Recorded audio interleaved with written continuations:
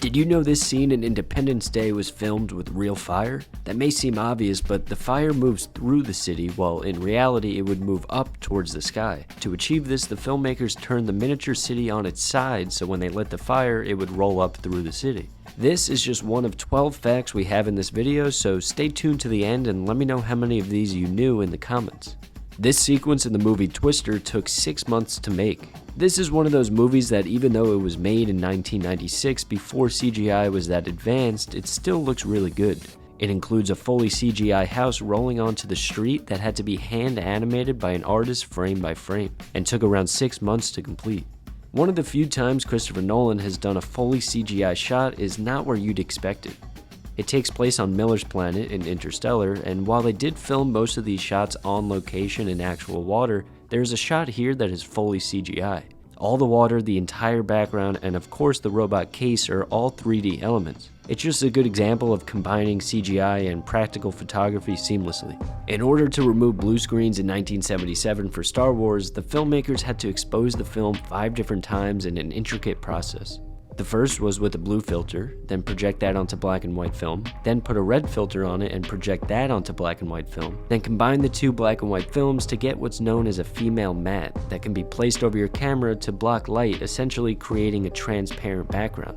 This allowed them to expose different parts of the film without them overlapping and creating a double exposure. Some of the scenes with multiple different elements needed over 100 exposures just for that one shot.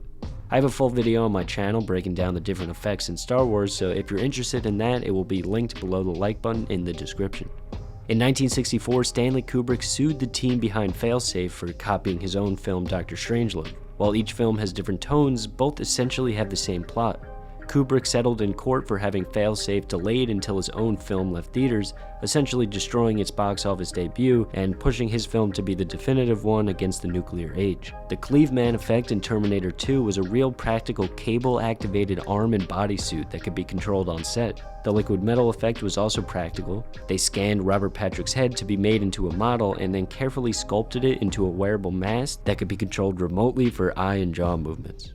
In Forrest Gump, when Gump meets JFK, the footage of JFK is real, and artists had to perfectly match Tom Hanks into the scene. You could actually see JFK begins to shake his hand before Tom Hanks actually gets there.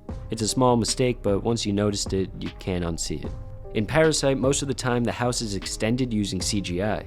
Other times CGI is used for adding backgrounds to the driving scenes or adding a neighborhood to a random street. They also built an entire set that was set up like a pool to hold water for this scene. In Ex Machina, the hardest shot to create wasn't her interacting with the other actors, but it was actually this shot here. Although it seems easy, the fact that her hands are holding the photo still makes it difficult. Her little micro movements had to be hand-tracked by artists and was very tedious. In Dune, Muad'Dib is 100% CGI. Now, not Paul, but the actual mouse creature. Its anatomy is based on a jerboa and its movement is based on a kangaroo rat. They also had a puppet on set that they used for lighting reference for their eventual fully 3D character.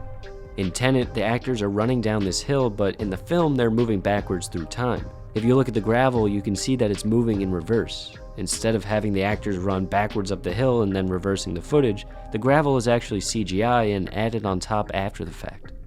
In X-Men Apocalypse, during the end of the film when Magneto is moving all the debris, if you go frame by frame, you could see that it disappears for a second.